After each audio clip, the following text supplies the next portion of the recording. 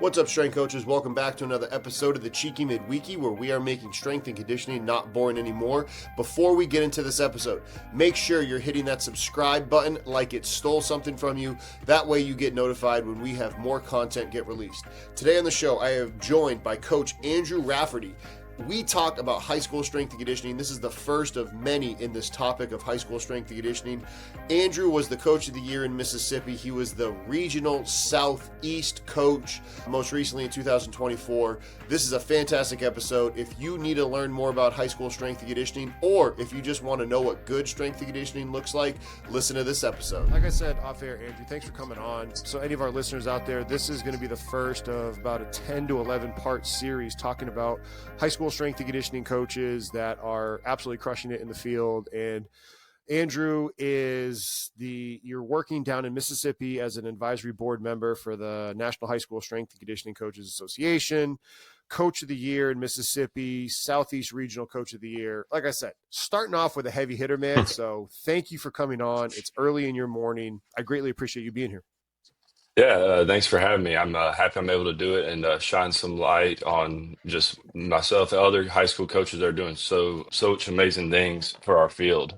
I So, want to also caveat it with, it's not just you high school strength and conditioning coaches. And I say you, like I'm literally wearing the high school the t-shirt of the high school that I'm working at right now, but JUCO too. I just met a coach working down in the JUCO setting, Christian Brown down at Co-Lin. It's like, yeah, they are a powerhouse, and they're building, like, their facilities are nicer than I had at Towson, man.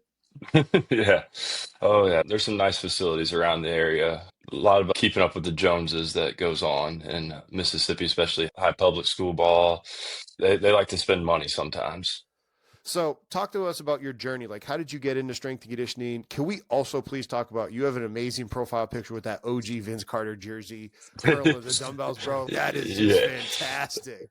Yeah, that was something from last year. So I worked during the day at our junior high here, and Okay. one of my roles is having morning duty for our car rider bus line. And I'm gonna have fun. I'm not just gonna stand out there and be bored. So on Fridays, we'll have a little flex Friday where I'll bring out some dumbbells, some bands, play some music, and just have a good time with the kids. And one of our guys who does a lot of our media stuff for our school district came up there and just started taking photos away and talking to kids about it. And so I was like, yeah, I'm gonna keep that photo. Dude, But that's awesome. And way to have some yeah, fun. Like, mm, sorry to interrupt you. I no, just you're good. want our coaches to hear that. And yes, we should take our jobs seriously, in the fact that if we do a bad job, we can seriously hurt kids, but we shouldn't take Yes. ourselves so seriously. And you should have fun, and it can be difficult, and you can do difficult things, and you can train at 5 to 6 reps at 85%, which is darn near maximal, but Hmm. you can still make it the most fun an athlete's going to have. Sorry. Sorry to No, interrupt. oh yeah, no, I love that point. I'm big on I'm gonna have fun with what I do. That's just my personality. I'm gonna hold the kids to a high standard, but I'm gonna find other ways for us to have fun because for a lot of our kids in high school, this is it. Like some kids, like we'll have some kids on our team, they're going to high level sports. Other kids are just doing it because their friends are a part of the team. And so reaching both areas, like you can't be a drill sergeant with kids. And plus, if that's not who you are, they're going to see right through you and not listen to a thing you say. And so I'm not going to be someone who I'm not. I'm going to have fun because I love what I do. I love being around the kids. I love the age group I work with. So I'm going to find little ways to have fun while still holding a high standard. So I want to double click on that about Mhm. being Mhm. yourself and not being an imposter, because we have Yeah. coaches that are young that listen to this show, and I want them to hear that from you, because I feel like sometimes they might think, oh, I'm interning for X coach, and X coach does A, B, and C. I have to do A, B, and C instead of being myself. Speak life into that for them so they can truly just be themselves and not minions of Gru, for lack of a Yeah. better term. Yeah. Yeah. People don't give kids enough credit. They know if someone's genuine, they know if someone's authentic. And if you really want kids to buy into your program, you have to be who you are. Not everybody is an in your face, big yeller, through the roof energy guy. And that doesn't make you a great coach. Like you can do that and be a great coach. You can also be a soft spoken person who does great with building relationships. And when kids hear you talk, they immediately listen. If that's who you are, like that can also be a great coach. There's no one size fits all. I've gotten to be around, not in this field, and I'll talk about that in a little bit, but I've gotten to be around a lot of different coaches in my career playing sports and working in sports. And there's no two coaches are the same. And if you can't understand who you are as a coach, then you're just going to be falling behind trying to copy someone else. And you won't be as good at what that other person's doing because that's not who you are. And so that's just my take on it. And it's taken me a while to get there. I see what somebody's doing and I'm like, oh, wow, that looks awesome. Like, I got to be like that. And then I see that didn't work because that's not who I am. And so I got to recenter myself. And it's easy to get caught up in that, especially with stuff like social media and everything around where you see everybody's highlight reels of the stuff that they're doing and how it looks like the kids are like fully bought in every moment when that's just not it. There's going to be training sessions where every kid ain't bought in. Like some kids are going to have a bad day at school. Some kid's girlfriend's going to break up with him or boyfriend's going to break up with her. And you can't just jump down everybody's throat if that's not who you are and how that athlete responds. How do you keep that perspective when working with high school athletes? And I'm legitimately asking for myself because I work with high school athletes right now. And knowing, okay, when their boyfriend or their girlfriend breaks up with them, or like the problems that they have that are so real to them. And eventually I'm going to apply this to my kids because even when my 7-year-old gets really mad, like worst day ever because he can't have candy, that truly is a terrible moment for him. But me, the 37-year-old dad, coach that knows this way worse things in life, how do I keep that in perspective? And how can our listeners out there keep it like, that is a real problem for them. You can't minimize it or they're not going to listen to you. And a lot of it, I feel like goes back to the initial making relationships. Like, how do you show these kids that you care about them outside of their sport? And that can be hard to do, especially in the high school setting where there's not a lot of time that we get to spend with the kids. Get CEUs faster, cheaper, and more convenient than ever before with Strength Coach Network. Hey, it's Justin, here to tell you about how Strength Coach Network can now help you out with our premium membership and CEUs to the NSCA and CSCCa. Upon signing up for our premium membership, you will get 2.0 or 10 CEUs immediately. That is an entire year's worth of CEUs that you are able to access from the convenience of your office. No traveling for conferences, no waiting on flights, no eating out, no expensive hotels. Just the good stuff from great coaches. Now, if you need extra CEUs for past years during the reporting period, we can bundle Fundamentals 1 or 2, which also come with 2.0 or 10 CEUs to your purchase. That way you're able to take care of your CEUs for the best price, most convenient, and learn from some of the best coaches. If you want more help with this, email us at service@Strength Coach Network or visit us at strengthcoachnetwork.com, and I would be delighted to help you out. There's some kids that I'll see twice a week for 45 minutes. Other kids I get to see a little bit more than that. It just varies based on your setup situation, the coaches you're working with. But how can I go out of my way to show these kids that I care about them and can build relationships with them outside of the sport by just other conversations, checking in with them so that I know when they're having a bad day. And I know, hey, this girl right here, she's a bit over dramatic and sometimes stuff gets to her real quick. If I just go ask her and put the stuff in perspective with her, let her see a bigger picture of something, she's right back in. Or, hey, this person's never sad when they come in here. They came in here and their face is just all drawn. Before I see them in a warm up or we're doing some type of sprint and they're not giving max effort, before I yell at them, I got to be smart and be like, hey, I know that athlete. What's going on with them? Hey, what's the underlying issue? And once they realize that you care about them more as an individual and as someone who wants to speak life into them, it's easy for them to open up to you. And then you start to understand, hey, this is what this person's going through. So now I know, hey, they came in, they tell me, hey, this is how I'm feeling. Cool. I'll be looking for that. And I'll know, hey, this is where I can push you. This is where I can't today. And that just goes a long way with building relationships too with the kids. How long have you been working in the high school setting? So I started off just as a teacher, coached baseball, played baseball in college, been at the district that I'm at now. This is year 8 or 9, I think. Can't remember, but I started off as a baseball coach here. That was 9 years ago. Realized, I wasn't the best baseball coach. I was great at connecting with kids. I was very average and I love baseball, but I just knew coaching it wasn't for me. And I started to get my I went and got my master's in exercise science, strength and conditioning, and I started pitching to our school board about the importance of strength and conditioning and having a strength coach at the high school level and how it can help the kids, the coaches, help us in a litany of ways. And after about 3 years of doing that, they finally came around and, hey, we got this position for you. So I've been doing this position for 4 years now. This is going on year 4 of strictly strength and conditioning.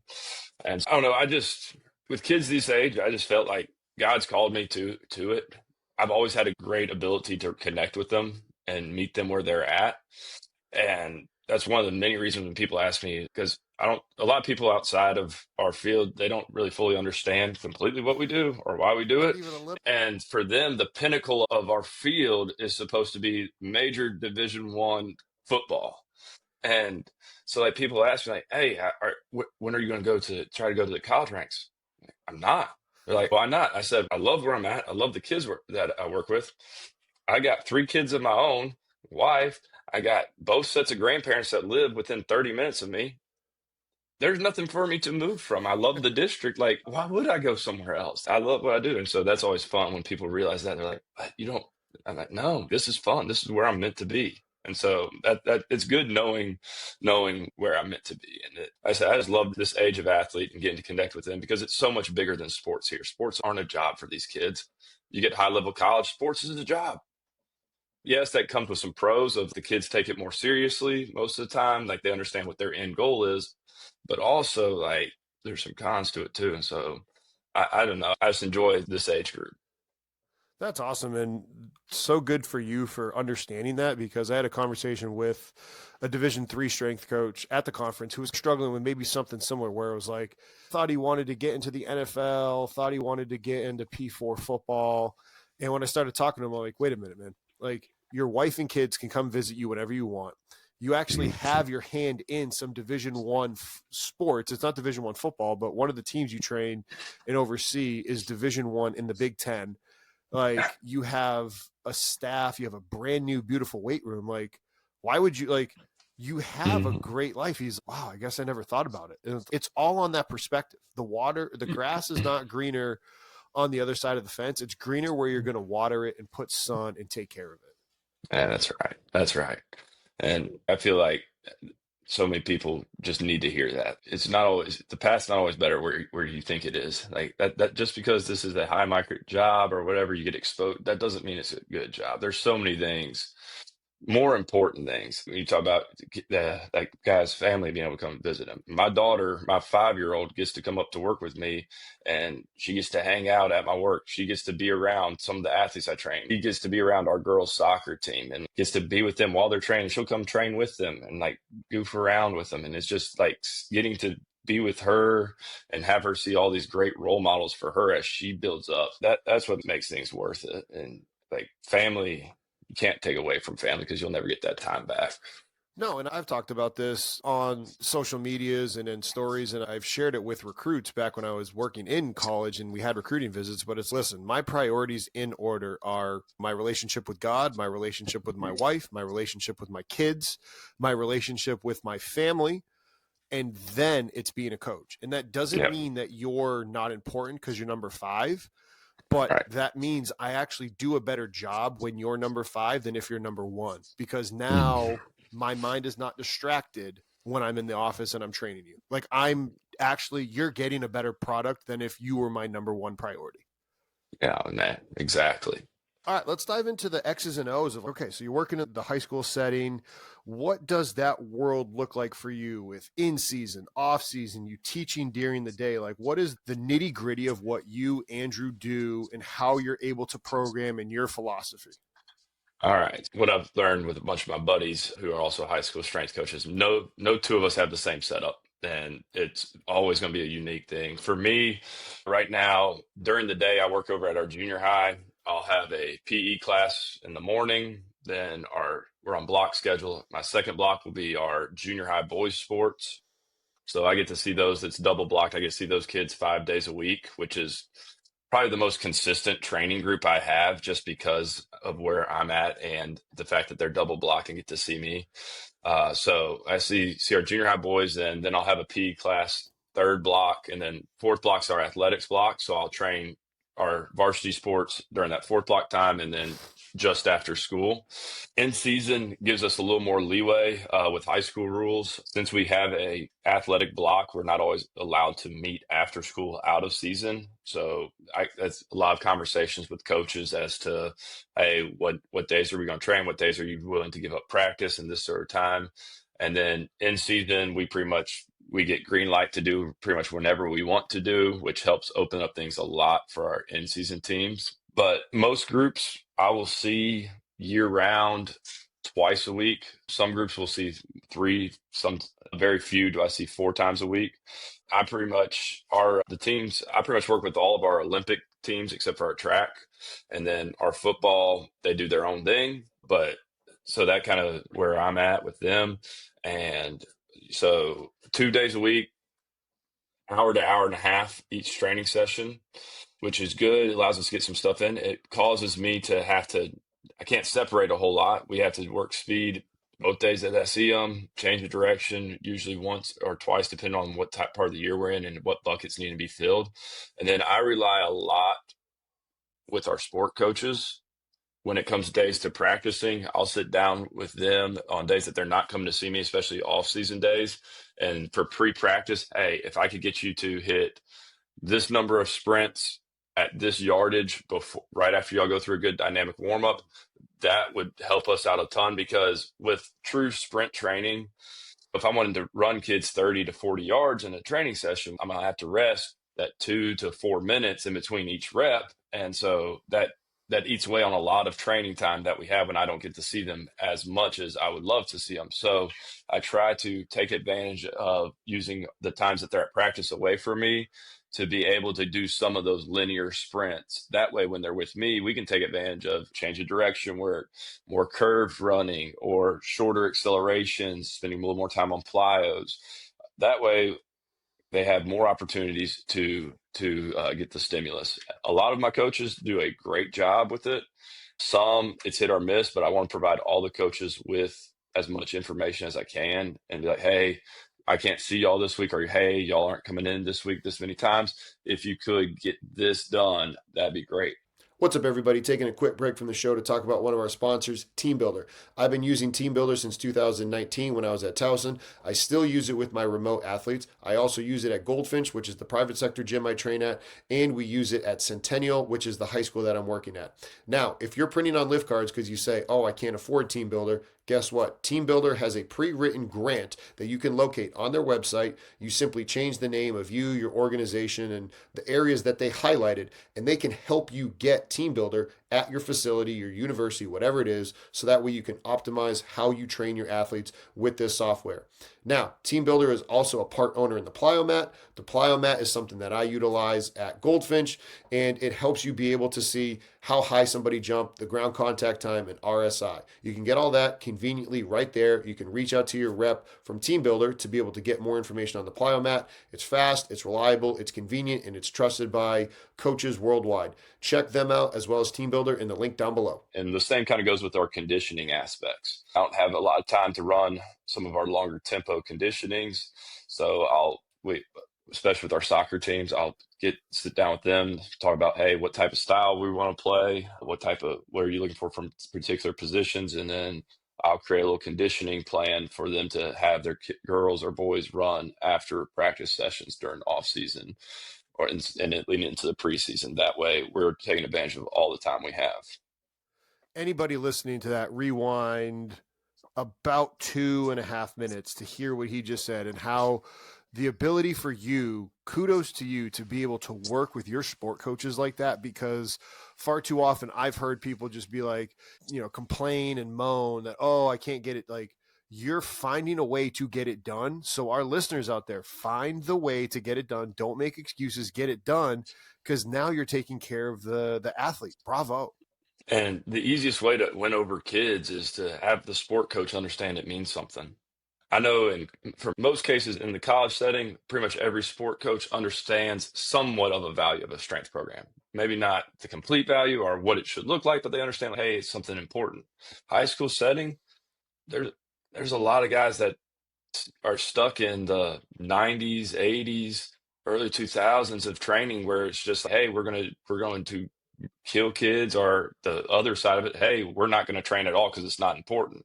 And so having, especially in the high school setting, having a relationship with your sport coaches is one of my top priorities. I try to communicate with them more than anyone outside of my family, just because like I needed them to be on my side. I need to be on their side. I need to have an idea of what they expect out of their program, because when it's talk about team culture, when you train 8, 10, 12 different teams, there could be 10, 12 different types of culture on those teams.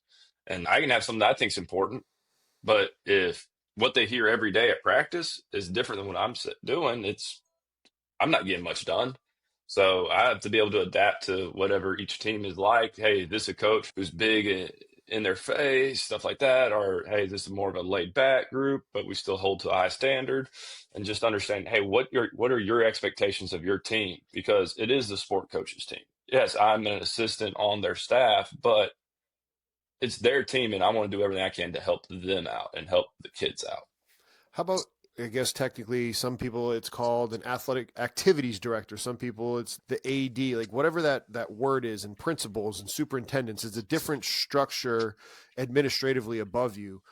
How Mm-hmm. does that then work for you, and how do you able to best work and serve them? Because you've really talked about the athlete and getting the coaches on your side, but you also have to advocate and lead up the Oh chain. yeah, yeah. So I have my building principals at my junior high. So we have a head principal, 3 assistants. We have our athletic director, who I'm under, and then I'll even throw in our high school principals, and then our assistant superintendent and school board. And so what I try to do with them is find ways that I can be helpful. How can I be of service to them? Because I know that there's going to be times where I need something or the athletes need something.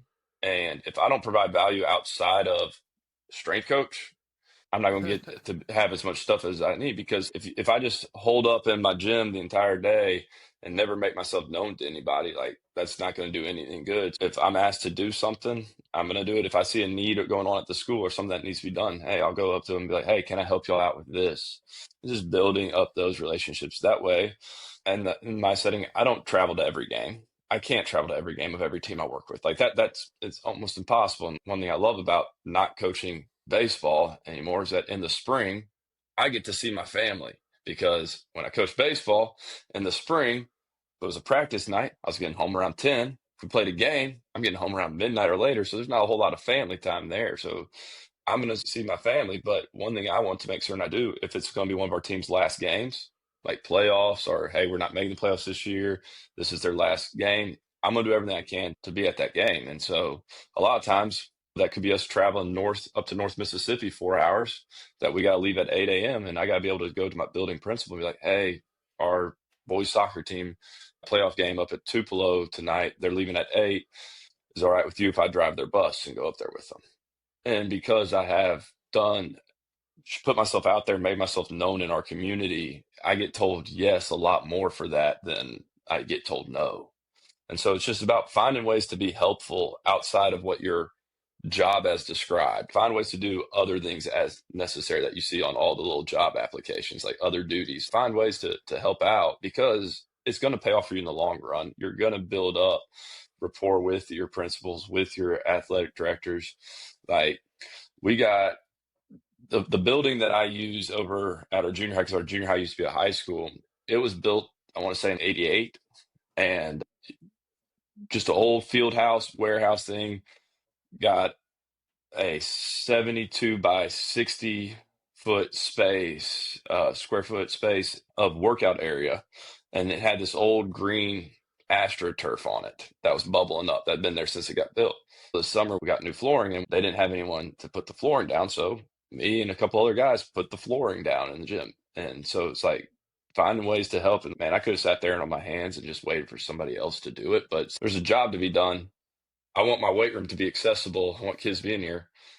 I'm okay working. I'm not afraid to work, and I'm not going to sit there and be like, "That's someone else's job." No, if I want it done, it's my job. I'm going to get it done. And so that just little ways to build rapport up with your superiors, because if you want anything in the high school setting or in any setting, like gym strength and conditioning equipment's expensive. And so if I'm going to ask for these types of improvements, like I got to show more value than just, oh yeah, I'm the weights guy. Amen to that. Speaking of showing value, then, so when you're able to train these athletes during the athlete block, do you get the opportunity every day? Because you said sometimes you get them 3 days a week, very rarely four. Is that block available every day, but it just Yeah. rotates who's Yeah. available? Yeah. So our athletes, for our high school athletes, they're all what we call double blocks. So they go to sports both days. It's our last block of the day. So it with coming to see me, it just depends on what we have for practice that day or for that week and what the coach wants for their training. Our both our soccer teams, those are two of my favorite teams to train, and because they get after their coaches are fully bought in, they understand the value, and it helps that our soccer teams have been really good the past 4 years, which it makes it fun. But they get it, and so I know during their off season, I know that they're going to come see me 3 days a week. I'm going to get them for an hour and a half each day, and then they're going to train for 2 days a week. As far as practicing training. And then some of my other sports, the more technical side sports, like my baseball, softball teams, they're more of a fan of just the 2 days year round, just because they love their practice time and coming from the baseball world. What's up, everybody? Taking a quick break from the show to talk about one of our sponsors, Hawken Dynamic. I've been using Hawken Dynamics ever since I was at Towson. Still utilize it today when I'm at the private sector at Goldfinch. Even brought the plates from Goldfinch over to Centennial to do some force plate testing with the football team there. We've done force plate testing with other high school athletes. It is something that you need to get. If you want more help with it about how to practically use it and you want to reach out to us, feel free to reach out to us at service@strengthcoachnetwork.com. Not only do I utilize it with lower body assessments, I use it with upper body assessments, plyo push-ups, prone Y assessments. You can also utilize it for what I call an upper body isometric mid thigh pull, where essentially you're doing a push up at the strongest range and you're pushing into an immovable force, so a barbell, same way you do an isometric mid thigh pull. Like I said, been using them for years. Valid, reliable. The customer service is fantastic. Go check out Hawken Dynamic in the link down below, and you will not be disappointed. I know that baseball coaches do not like giving up practice time. Like that's there's always something that can be practiced in baseball, and so they're going to find a way to do that. But so I get them for usually two days a week for about an hour and a half each session. Which is it the most perfect? No. Can we make it work? Yes. I just have to tailor what I want to get done, our training sessions, to that. For our 2 days a week, I pretty much have 3 different days, and we'll just rotate through those. Week one, we'll be doing a day one, day two. Then week two, we'll hit day three's movements, and then back to day one for the fourth day. I've tried doing it where I just have 2 days of programming planned out, where it's like, hey, and it just follows the typical progression 2 days a week. But realize that we're leaving a lot of movements and a lot of patterns untouched when I did that. Even though I might only hit one movement every other week, but then I'm still getting a little bit more as far as movement patterns and athletic development in there. How about the kids that play multiple sports? Like, how do you consider that versus kids that specialize? Because nowadays, some kids are specializing really early. Yeah. So the kids that have play multiple sports, we're at a pretty big high school. We're at a 7A school here in Mississippi. So we don't have too many kids that play multiple sports. We'll have some baseball, football kids. We'll have some soccer, baseball kids, some girls that are soccer and softball. I think that there's a handful of athletes that play multiple sports, but there's not really that big of a difference because pretty much with how club and travel ball's played now, where kids are playing their sports year round, I never truly get a true off season with a team. Like for the summer with baseball, after we finish, like half the kids are playing travel games where they're out on the weekends playing 6 games a week, and we can't really build up volume here because I gotta make certain that you're healthy and not getting killed. Or our soccer teams, we got a lot of high level soccer kids that play high level club soccer, and they go out and it's year round. Every weekend they got somewhere they're pretty much going, and so I need to manage their volume. And yeah, it'd be easy for me to sit back and say I can only take into account the volume that they're with me and plan from what I'm doing and what the sport coaches here are doing, or I can do what's best for the athlete and sit there and be like, hey, I know this athlete played 2 games this weekend. Their legs are shot. I need to adjust what I'm doing a little bit, even though we're in technically the off season, so that I'm letting this athlete still be the best that they can be. How do you then do that also with nutrition, with everything that's going on in that world? Because you do have the benefit of they have lunches, I'm assuming, served at school. Yeah. So you have that, but then how do you handle fuel zones or snacks? Like, how do you navigate that world?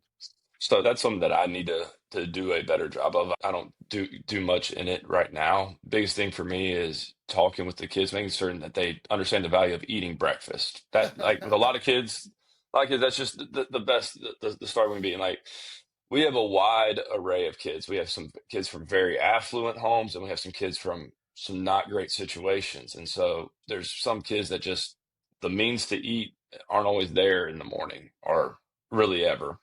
And we have other kids whose parents can pretty much do whatever they want for them. And it's like, how can I be of service, teach them the importance of stuff, and then for those kids that those areas where they can't, how can I help provide something for them? And that's something that I need to get a better job of doing. But that the main thing I focus on with them is, hey guys, are you eating something? Because I can't have kids showing up after a practice and then coming to me to train and, oh yeah, coach, I had a bag of Skittles today. Well, that's great. Did you eat anything else? No. Okay. All right, here we go. It's like, all right, guys, you got so it's just educating them on why we need food and why they need food. I don't get too much into with them. My big thing is, are you eating food? Once we get that handled, then we can get into like, all right, what food are you eating? Because right now it's just, hey, I need y'all to eat food. There's very few of my athletes that I work with that are on the side that need to lose a lot of weight. Pretty much all of my athletes can benefit from putting a few extra pounds on. And so it's, hey, are you eating food? And then it will get into, all right, now let's talk about what food we're eating. I like that. And our listeners, again, hear that. Hear what he just said. Hey, are you eating food? Start there and then work on what they're eating. Because, yeah, a lot of times, even when we train the high school kids early in the morning, not that early, or even in the afternoon, hey, did you have breakfast is what I'll even say to these kids if we're starting an afternoon group that either is at 3:30 or 4:30, 5:30. I'm like, hey, okay, go and eat dinner. Get a good meal when you're done training. Hey, and by the way, what'd you have for breakfast? And a lot of the times I get this like crooked looking face and I'll just try to be like, oh, you ate breakfast? Word, good job. What'd you have? And you try to build that person up. I had a Pop-Tart. To start. Exactly. Hey, good. Better than nothing. Had a Pop-Tart. Cool. Yes. Hey, let's have a Pop-Tart and an apple next time. You know what I mean? And you start to work it that way. Yep. Oh, yeah. How do you see high school sports and high school strength and conditioning start to evolve? Because it is something that, as you had said, maybe cut out was for a one second. of the best kept secrets. But I feel like no. Taking a quick break from the show to talk to you about one of our sponsors, Powerlift. I used Powerlift when I was at Harvard, Maryland, and the University of Iowa. I was also part of the staff that had the new weight room at the University of Iowa, the 32 rack, beautiful facility. I was a part of that. I also have Powerlift's equipment nowadays. Powerlift Strong, made here in the great state of Iowa in the great country of the United States. They're able to work with you on any customizations that you need, logos, height, whatever it is, the limitations that you have. Their equipment is strong. The people there, they're very good people. Check them out in the link down below. And if you have any questions on how to work with them, reach out to us at service@strengthcoachnetwork.com and we would be delighted to help. In the last 5 years, since 2020, people are starting to learn and understand it more and how positive of an impact we can have on young kids as they grow into potentially college and professional athletes. There. Hey, my internet just cut out, so that last little question I completely missed how to get it back on. No, you're good. So I was saying, where do you see the field of high school strength and conditioning going in the next 5 years? Because the 5 years prior to this, most people didn't really even know what it was. I think there's definitely the opportunity for a lot of growth, just like there has been in the past 5 years. It all comes with how much value are we bringing to the field? How much value are we bringing to the schools? High school it's a tough place. You have one district schools, you have school districts that have 8 different schools in them, and you have a bunch of red tape that you have to go through and that's going to be hard. And the truth of the matter is, not every school will ever be able to afford having an extra strength coach on. Now, with that being said, there's ways that we can help improve the state of what we're giving athletes by educating sport coaches as to Just again. Come on. There we go. We're back. Educating sport coaches as to what training is and what it's like. And a lot of it is us being able to put our own egos aside, sport coaches being able to put their egos aside and understand, hey, I don't know everything. And it's okay that you don't know everything. You shouldn't know everything. But what can I do to make my athletes the best that they can be? And if that's not my focus, then what am I doing? I feel like too many coaches, sport coaches, strength coaches, they're in it for themselves. And I'm like, I tell kids all the time, like, guys, I'm done with my athletic career. Like I played, I was good. I had fun. I loved every minute of it, but I'm done with it. Like now my goal, the only goal is I want to make you have the best athletic career you want. I was like, it's not about me. And I want to take that being a servant job as seriously as I can and just be like this to the kids and just make certain they know I'm for them. I'm not for me. And so a lot of it, I see potential for growth. I also feel like our field as a whole needs to do a better job of how we communicate with others outside of the field instead of treating them like, oh, you still do this. Well, you're stupid. You can't do it. And like, yeah, arguing with them. No, hey, this is what good training now looks like. This is what we've learned in the past 20 years. There's a reason why there's athletes doing things today that they didn't do 20 years ago, even just 20 years ago. There's a reason why football players are better today, more athletic today than they were athletically 20 years ago. It's not because the kids were just born with better genetics. Professional athletes have always been born with great genetics, but how they are training, how they're listening to their body, the types of methods that are being used, like there's been things that have changed. And so getting people to understand like change is okay. It's not the worst thing in the world. What would be your kind of closing statement that you'd say to most, because you have an opportunity to speak to a lot of strength coaches right now. We have coaches, high school, tactical, private, professional, the whole gambit of it all. What would you say would be your thoughts, your 2 cents on, hey, how we can push the field forward? I think the biggest way we can push the field forward is by keeping our own egos in check. Kind of what I talked about in the last little bit. It's like understanding that a job of a coach is a servant job. It's the job of a servant. You are there to serve people. You're there, if you work with athletes, you're there to serve athletes. If I work tactical, I'm there to serve the members of the force group that I'm working for. I'm not there for, hey, look how smart I am. Look what I know. Because that doesn't really mean anything. Like, yeah, we need to be smart. We need to be educated. We need to know what's going to help our athletes, our kids the best. But how can I impact these kids past their sport? What's up, y'all? Taking a quick break from the show to talk to you about another one of our sponsors, Vitruve. I've been utilizing Vitruve for a while now, and I absolutely love the convenience of this app. The encoder is at a price that you cannot beat compared to the competitors. Also, I don't personally like the camera apps. I've known that they continue to break down, and I really enjoy having this encoder attached directly to the bar. Vitruve does that. Not only does it do that, but it'll show me velocity loss during the set, shows me average velocity, all of it right within the app. Not only that, for the app on the individual athlete, there's a Vitruve Teams app where now, as the coach, I can see all the results from my athletes. I can API that into my TeamBuildr, and now everything that I'm trying to do, get better competition, better intent in the weight room, I am able to do with Vitruve. If you want more information about them, click the link down below, or you can ask us questions directly at service@strengthcoachnetwork.com, and we would love to answer those questions for you. All right. Whether you work in college, high school, tactical, professional, there's a runway of how long those people are going to be in your life. Like there's a runway of how long they're going to be in that sport or that specific time frame. Like for me, like I got 6 years if I take from seventh grade all the way up to the end of high school. How can I make certain after they leave me in high school that their life's been impacted for a while? And if all it is, oh, I taught them to run faster, and I didn't do anything.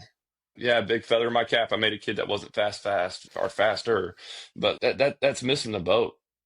I want to make certain that when they leave here, they understand they're valued, that someone cares about them, that they're more than just an athlete. All right. And just that, hey, setting them up for a lifetime of health and fitness because everybody's athletic career one day will come to an end. There's no better way to end the episode right there. Let you go about your day. You have a full day ahead of you. And Coach, thank you for joining the show. Thank you for shedding some light on the world that you live in. And have a great rest of your day. Thanks, man. Appreciate it. Thanks for watching that video. If you enjoyed it, click right here for videos just like that, and make sure you click here to subscribe to our channel. Have a great rest of your day.